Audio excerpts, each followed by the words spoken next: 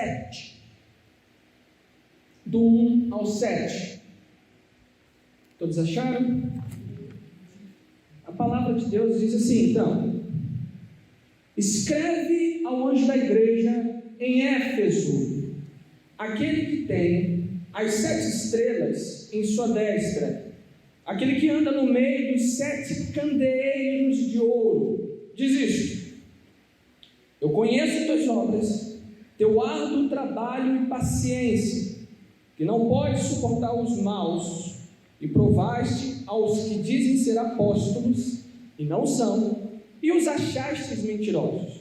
Sofreste, tiveste paciência, trabalhaste arduamente por amor do meu nome, e não esmoreceste.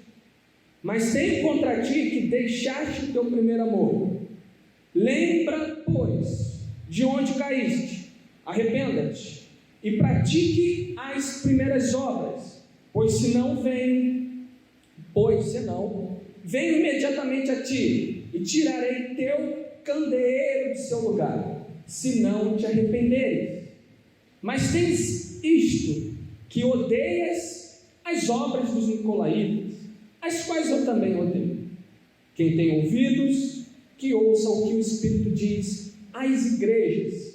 Ao que vencer, dar-lhe-ei de comer da árvore da vida, a qual está no meio do paraíso de Deus.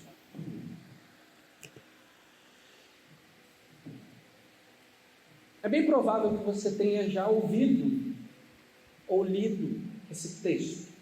Embora alguns tenham certa dificuldade de ler o livro de Apocalipse e de entendê-lo,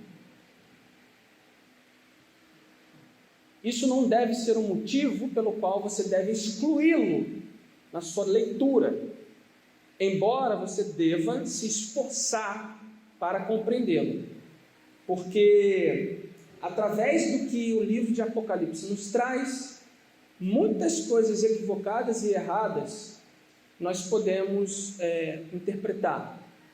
Então é necessário haver um esforço também da nossa parte.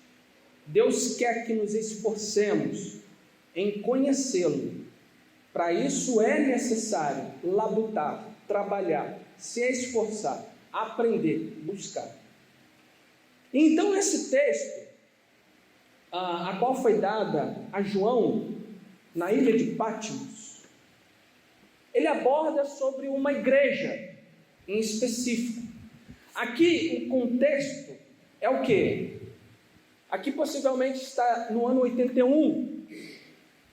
João foi levado cativo para a ilha de Patmos, como já falamos, pelo imperador Domiciano.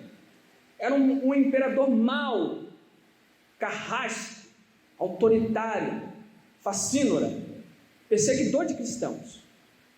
Era um imperador mau.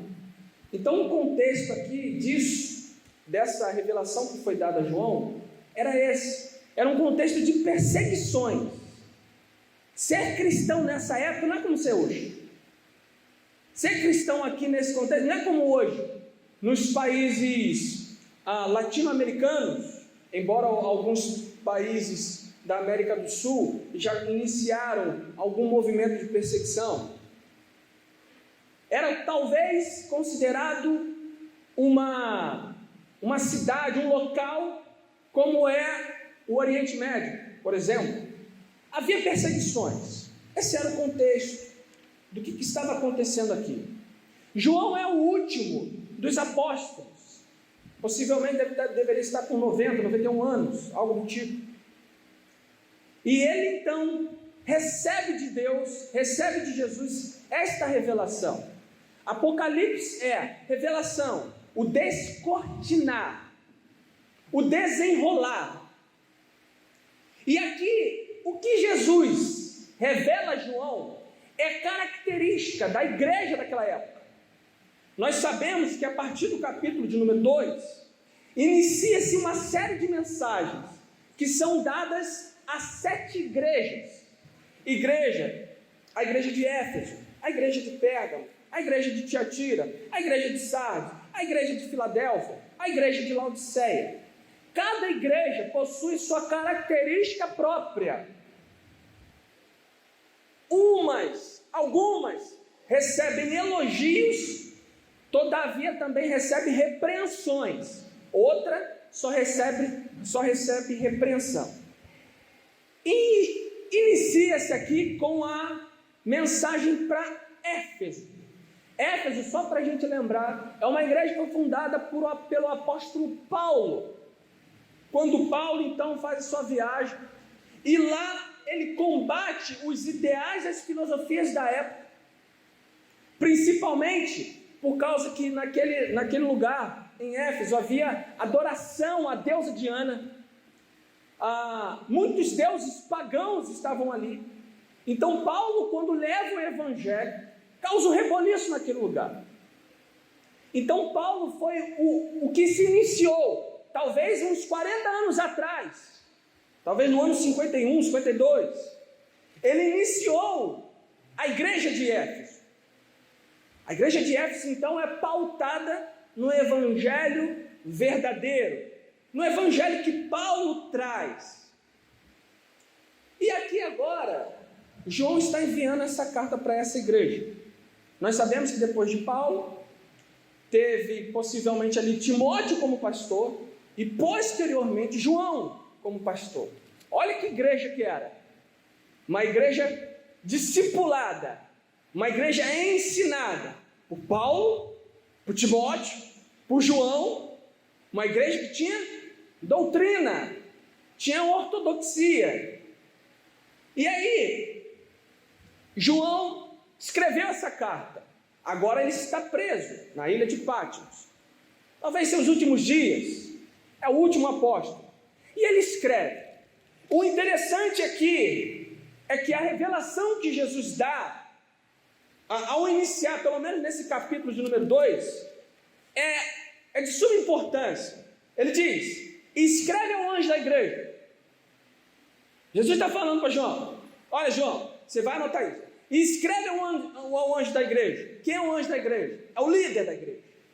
Talvez é o pastor daquela igreja. É o líder. E ele começa a dizer: aquele que tem as 7 estrelas, aquele que tem as 7 estrelas em sua destra, aquele que anda no meio dos 7 candeeiros de ouro, diz isso. Olha que coisa interessante. Jesus está falando que ele está presente no meio da igreja. E um ponto aqui para a gente não se esquecer.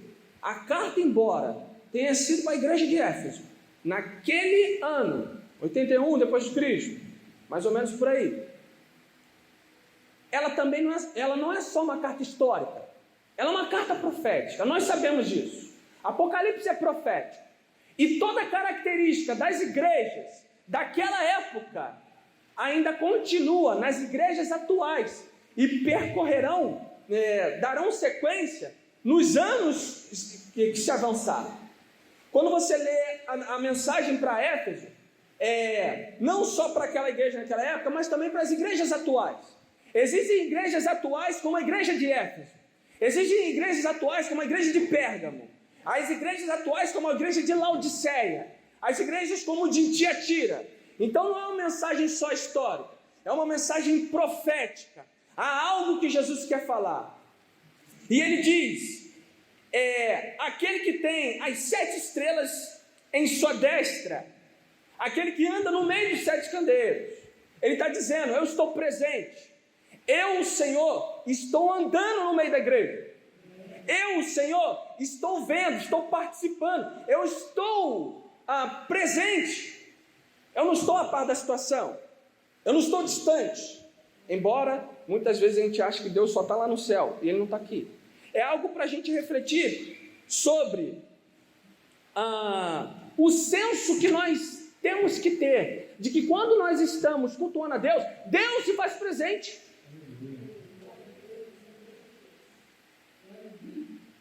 Será que isso não mexe mais com o nosso coração? Parece que ficou tão mecânico o fato de nós virmos ao culto, que quando nós vimos, nós esquecemos daquilo que é primário. Deus se faz presente em meio à igreja, não necessariamente em meio ao templo somente, mas em meio à igreja, em meio aos irmãos, aquele que compõe o corpo de Cristo. Quem compõe o corpo de Cristo? A igreja. Então Deus se faz presente. E Ele tem na sua destra as 7 estrelas. Ele está dizendo: eu tenho um governo em minhas mãos. Eu tenho um governo. Eu estou presente. Agora, cadê o senso que nós devemos ter quanto a isso? Deus está na igreja. Cadê esse nosso senso? Que muitas vezes estamos perdendo. Ou muitos estão já perdendo. Alguns vêm para a igreja pensando que a igreja é uma balada. Outros vão para a igreja pensando que a igreja é um picadeiro, vai para rir. Outros vão para a igreja pensando que a igreja simplesmente é um encontro social. Cadê os verdadeiros adoradores? Aqueles que vão para a igreja, que estão em comunhão com os irmãos, mas que vão simplesmente para encontrar Deus.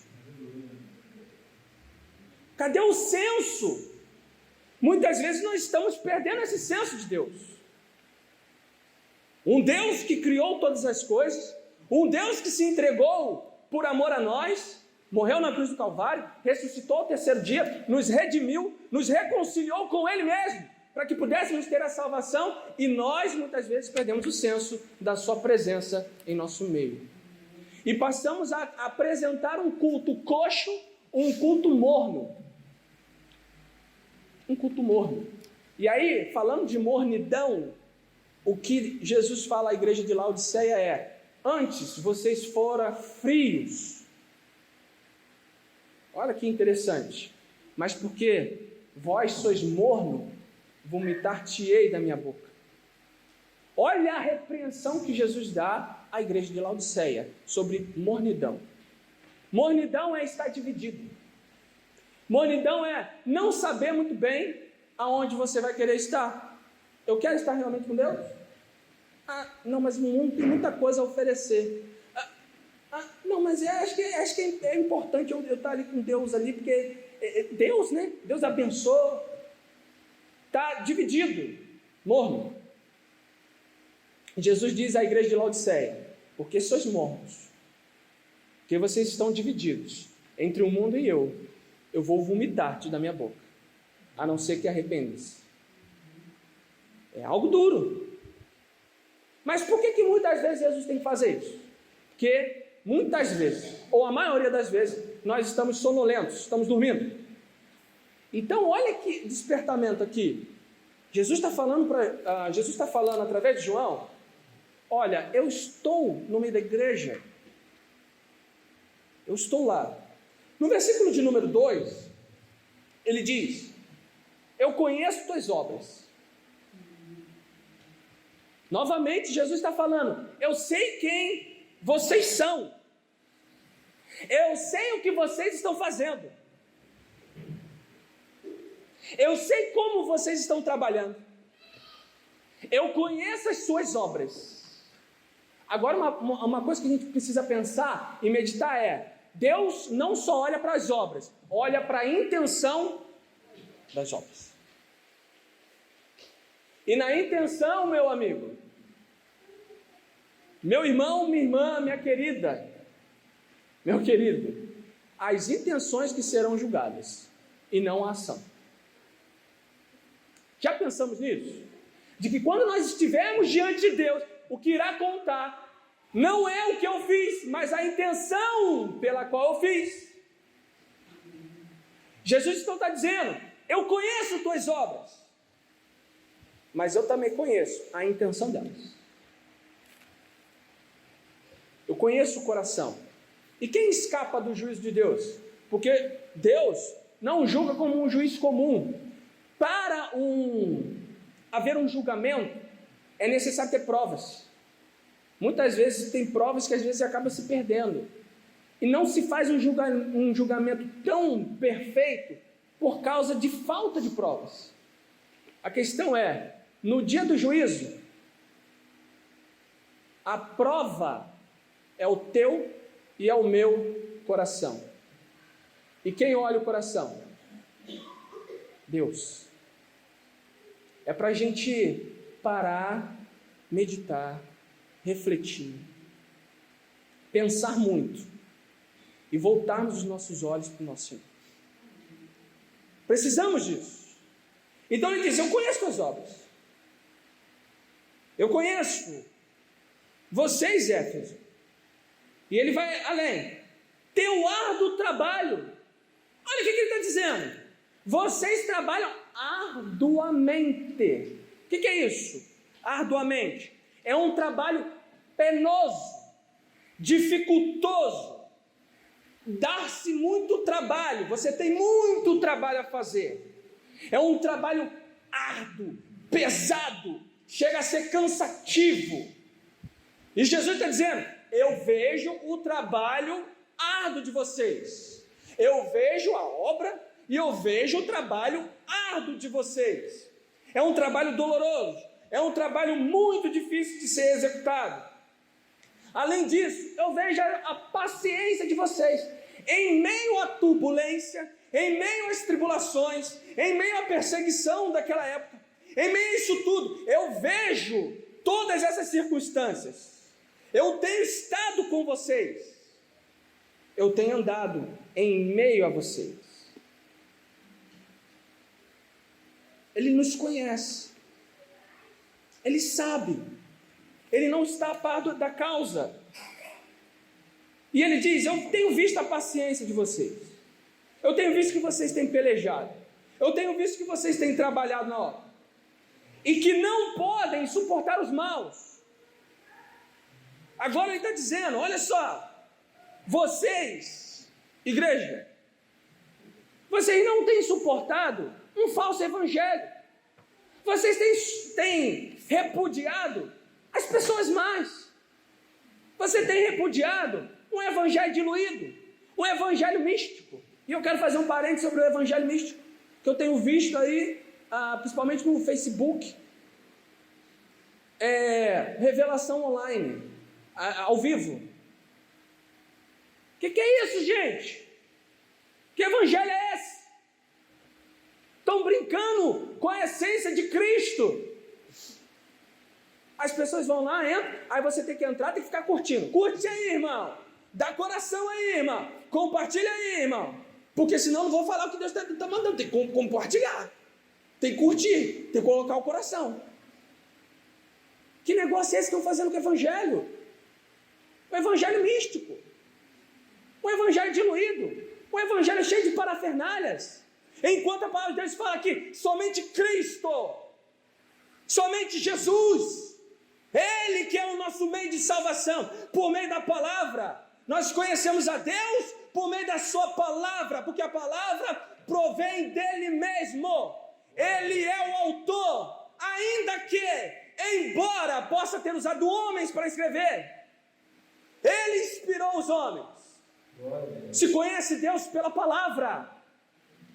E na palavra, já que a palavra é a regra de fé, por que então nossos corações não borbulham quando nós lemos os textos bíblicos?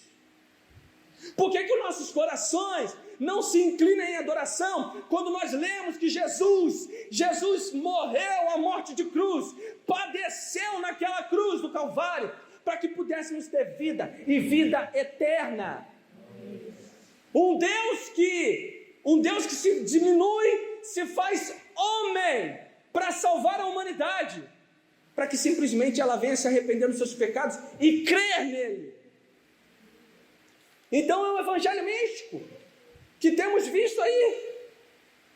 Aí João está dizendo para a igreja de Éfeso: olha, vocês não aceitam esses homens, vocês não aceitam algo diferente do que vocês receberam no passado, um evangelho genuíno. E ele vai mais adiante: e provar-se os que dizem ser apóstolos. Olha aí, será que isso não é a realidade hoje? Quantos se dizem ser apóstolos aí? Quantos se dizem que o próprio sangue dele cura? Quantos dizem que passa o lenço e você vai ter a tua bênção? Quantos dizem, comprem a vassoura para varrer o mal da sua casa? Que negócio é esse?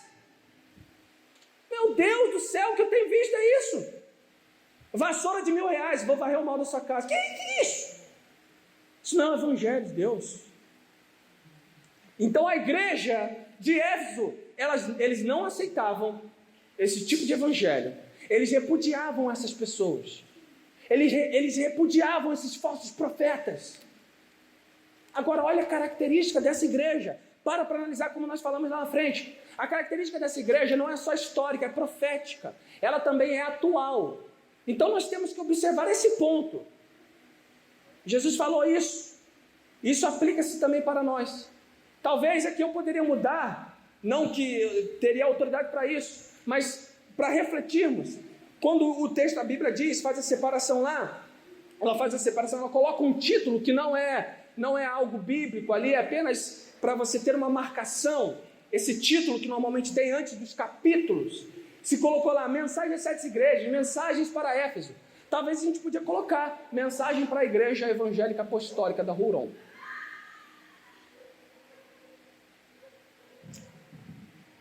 Eles não aceitavam os falsos profetas.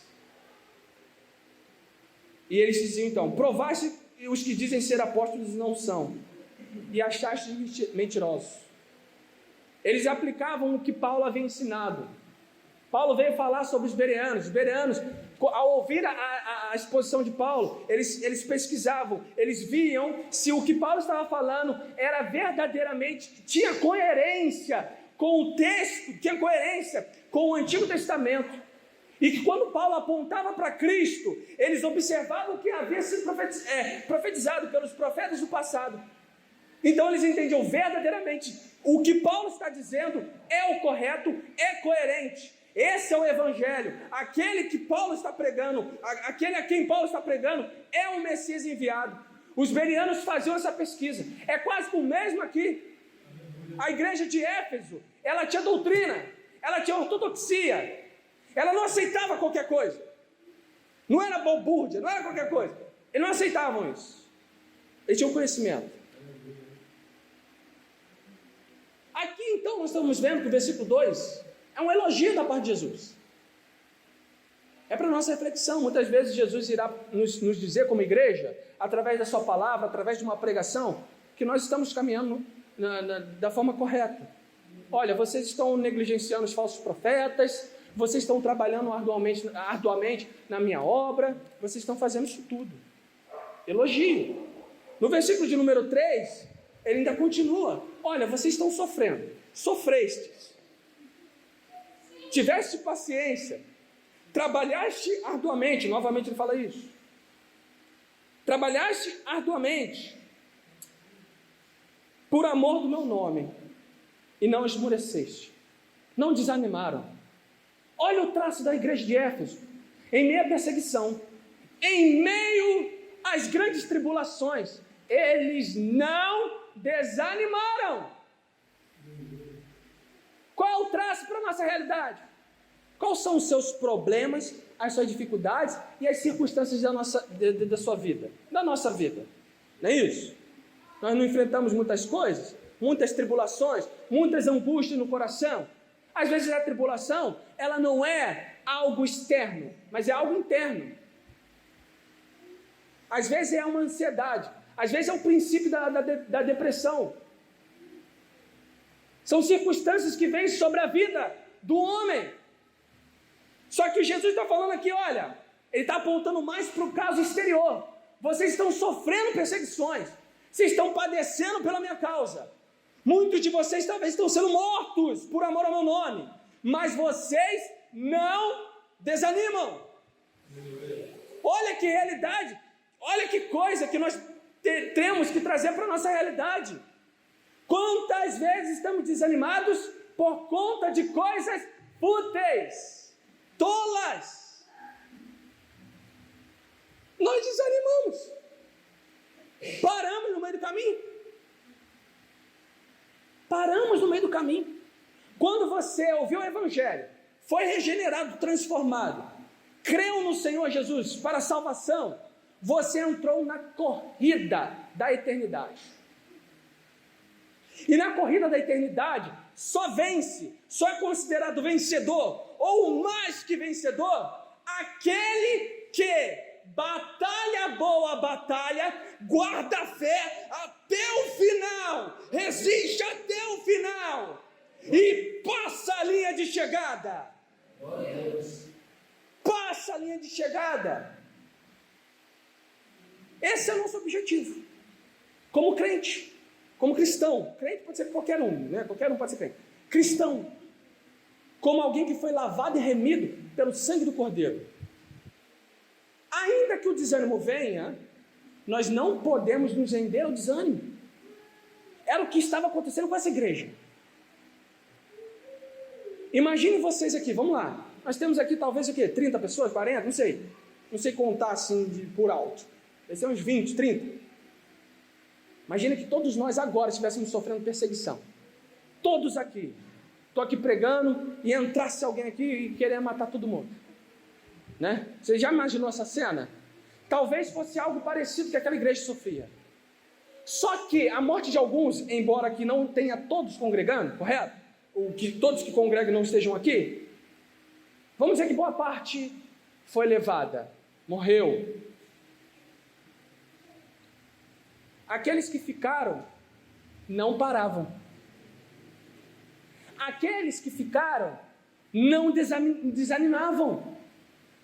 Porque eles tinham uma meta e um objetivo. E o objetivo central era simplesmente viver para a glória de Deus. Mesmo que isso levasse à morte física. Vocês estão conseguindo compreender a extensão e a intensidade e a profundidade do texto? Mesmo nas perseguições, eles não desanimaram. Pelo menos você guarde isso. Lembre-se sempre disso. Você não pode desanimar. Nada que sobrevém a nós pode fazer com que o desânimo que nos acomete seja motivo da desistência. Não pode. Porque nós temos um Deus muito maior. E o que ele disse nos versículos anteriores é: mesmo eu vendo isso tudo, mesmo eu vendo as tribulações, as perseguições, vocês morrendo, eu estou no meio, eu estou com vocês. Esse é o ideal que nós devemos sempre guardar nos nossos corações. Está tudo desmoronando, soltaram uma bomba atômica, Deus está com a igreja. Ok, até aqui, só elogio à igreja, coisa linda, oh, coisa bonita. Sofrer, tivesse paciência, trabalhasse autonomamente, pelo amor do meu nome, e não esmorecesse. Agora, meus irmãos, aqui que é, e eu não vou me estender muito, pelo menos pretendo não me estender muito, aqui que é a parte principal dessa mensagem.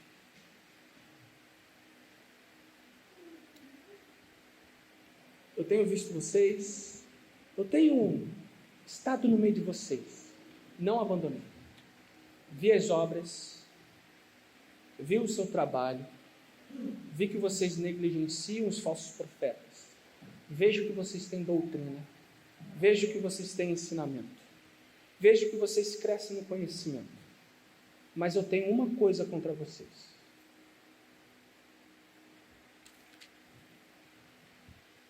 Deixaste teu primeiro amor.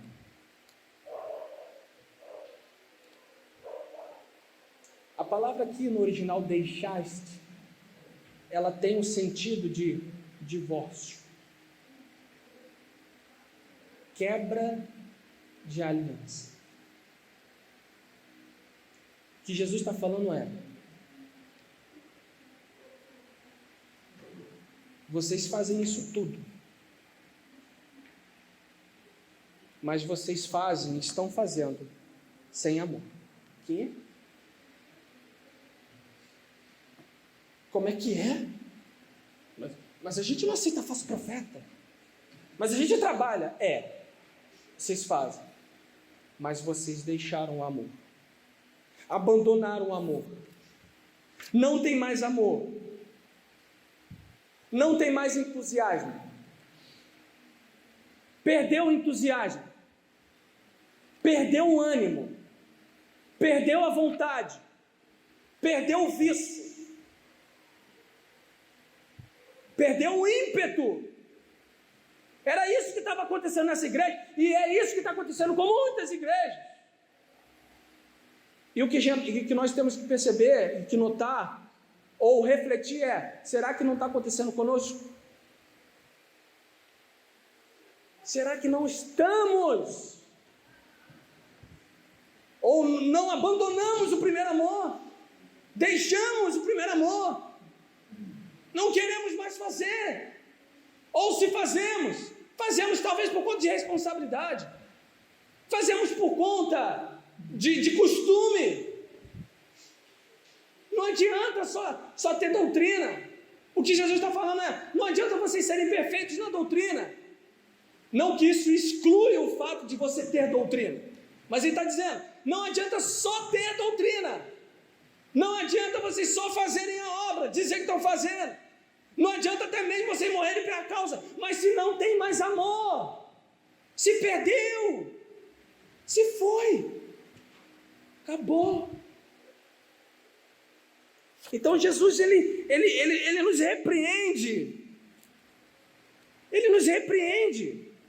Cadê o entusiasmo, gente? Onde está o entusiasmo de louvar a Deus? Aleluia. Onde está o entusiasmo de ler a palavra? Glória a Deus. Nós não mais consideramos esses fatos. Deixamos de lado. Quanto tempo a Bíblia é para nós um livro desconhecido? Por que desconhecido? Porque eu não abro, que eu não pego nele, que eu não busco aprender sobre ele. Meus irmãos, nós estamos numa guerra ferrenha. Nós temos que lembrar isso toda vez. Assim como Paulo diz em Filipenses: eu não canso de dizer as mesmas coisas a vós. Satanás trava uma batalha ferrenha contra a nossa vida. E se nós não tivermos firmes no Senhor, firmes, nós estaremos mortos. Teve um tempo atrás aí, eu não sei se está tendo mais, havia muitas séries falando sobre zumbis. É quase que isso, um cristão zumbi. Ele tem corpo, ele está de pé, mas está morto. Está morto. Que perigo! Quando eu comecei a meditar sobre isso, eu comecei a analisar: cadê o ânimo? Cadê a vontade? Quanto tempo você não lê mais a palavra? Quanto tempo você não ora mais? Quanto tempo, melhor dizendo, quanto tempo nós não lemos a palavra? Quanto tempo nós não oramos mais? Não temos vontade para isso. Quer ver uma coisa? Qual o amor vai se esfriando? Fulaninho, oi, vai ter um churrasco lá em casa. Opa, coisa linda. Tem piscina, tá? Tô lá. Passa um tempo. Fulaninho, oi, tem um jogo do Flamengo e Fluminense. Não que seja errado ir. Se você quer ir, você pode, não há problema. Mas entenda o que eu estou querendo dizer.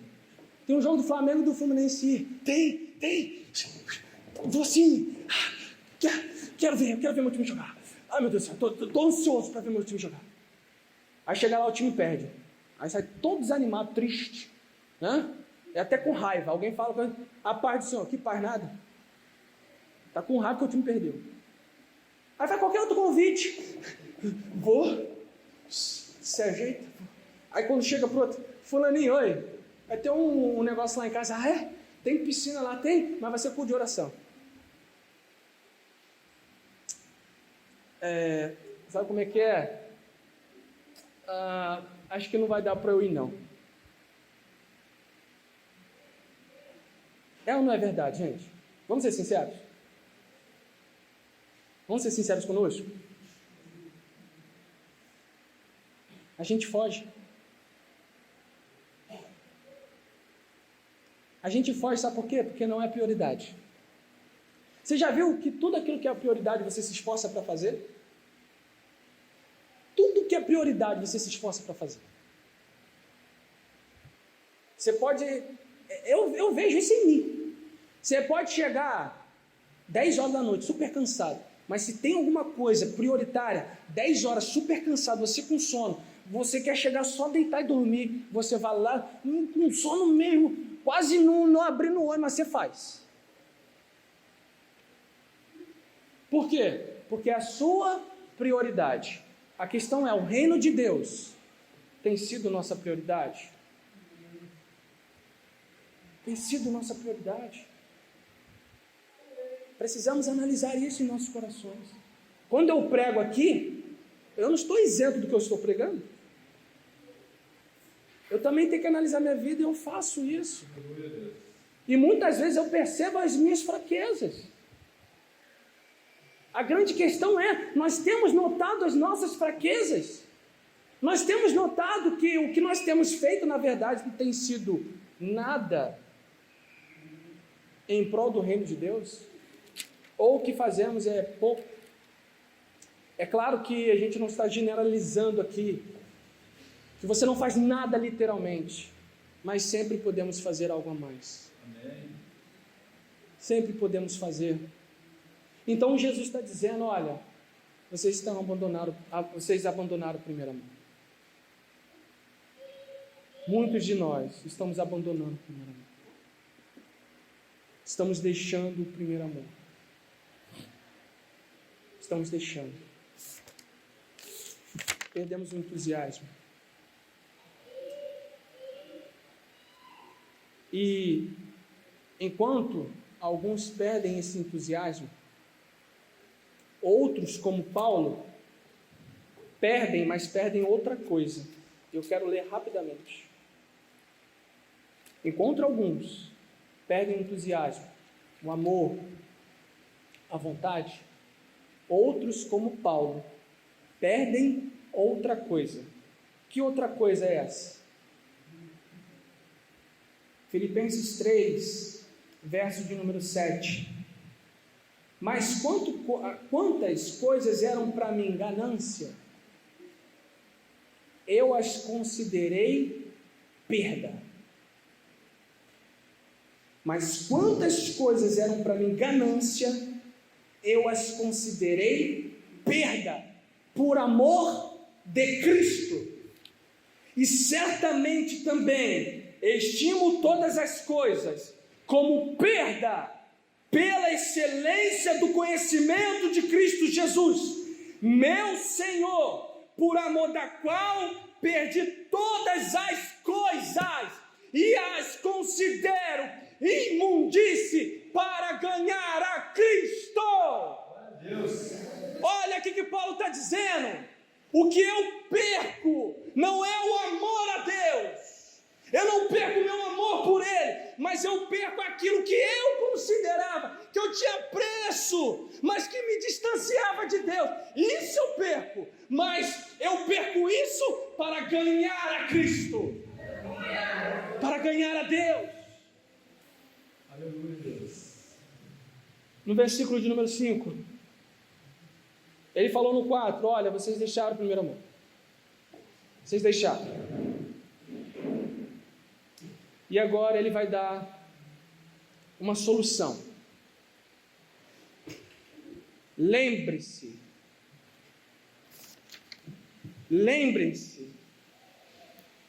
de onde caístes e arrependam-se. Lembrem-se de onde caístes e arrependam-se. Será que as chamas do Espírito já não foram apagadas, gente? Onde nós estamos caindo? Note, para uma chama estar acesa, ela precisa de lenha. Duas, uma. Ou melhor, três, uma. Ou a água abafou o fogo que você tinha. Quando eu digo fogo, o fogo de Deus, não são as coisas loucas que nós vemos por aí, mas é a vontade de adorar a Deus, é a vontade de buscá-lo, de ler sua palavra, de orar, de se arrepender dos pecados, de se voltar para Ele. 3-1. Ou essa chama foi atingida pela água, por uma chuva, a chuva do mundo, a chuva da imoralidade,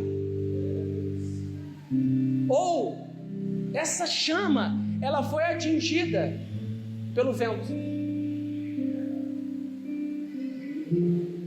ventos de doutrinas, ventos de filosofias, de ideais, ou essa chama foi atingida pela terra. Quando você joga terra numa lenha, apaga. Quando o vento vem sobre a lenha, o vento é muito forte, pode apagar a chama. Quando vem chuva, água, sobre uma lenha, com a chama acesa, ela se apaga. Agora também pode faltar, sabe o quê? Para a chama apagar? Pode faltar a própria lenha. O que Jesus está dizendo é: onde nós caímos? Onde nós caímos? Lembre-se de onde vocês caíram. Qual parte que foi? E se desviem disso. Se voltem para mim. Se arrependam. Porque deixaste o primeiro amor. Deixaste a essência. Então a repreensão é, na verdade, para a volta a Ele. Eu repreendo para que você volte o seu olhar a mim, porque estás dormindo. Uma última ilustração.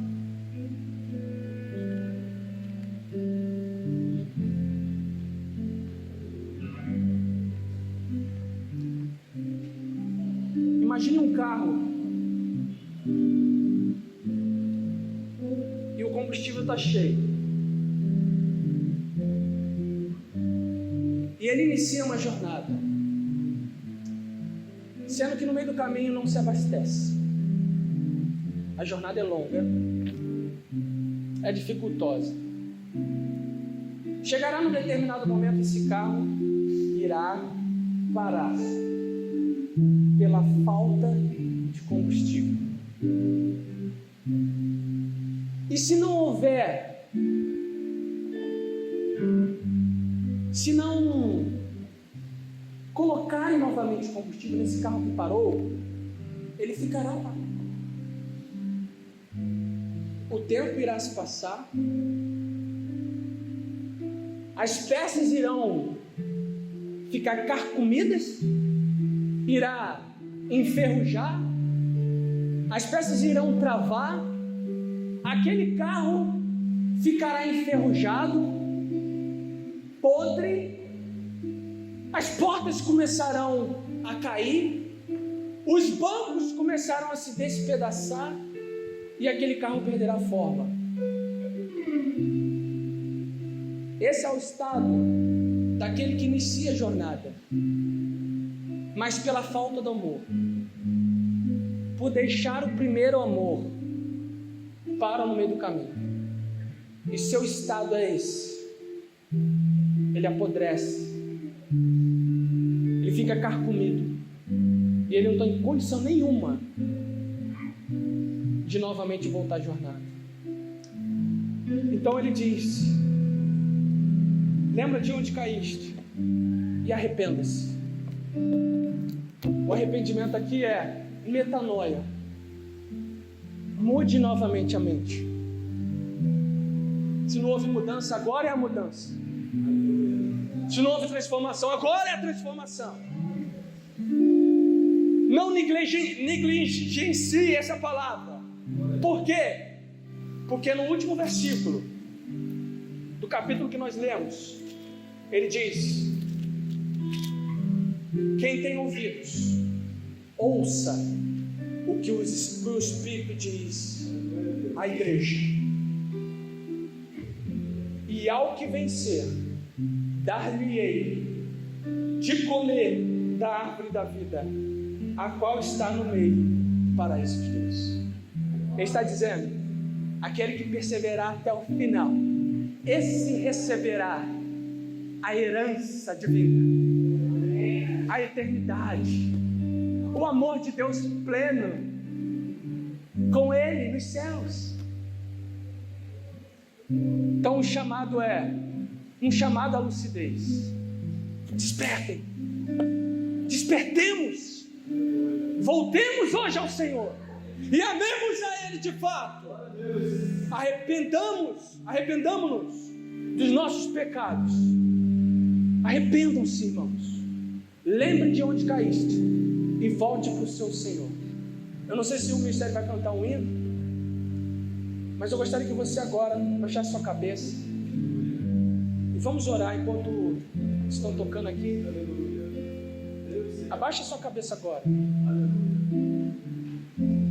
É o momento que você tem agora de orar ao Senhor, de clamar a Deus por misericórdia, por graça. Clame ao Senhor agora. Peça a Deus uma vida que lhe ajude a viver uma vida em santidade, que verdadeiramente tenha Ele como centro de tudo. Busque. E se há alguém que deixou o primeiro amor aqui nesta noite, eu não vou pedir para vir à frente, porque o Espírito de Deus, ele age aí mesmo. Ele age aí mesmo. Mas você precisa tomar uma decisão. Arrependimento não é emoção, arrependimento é atitude.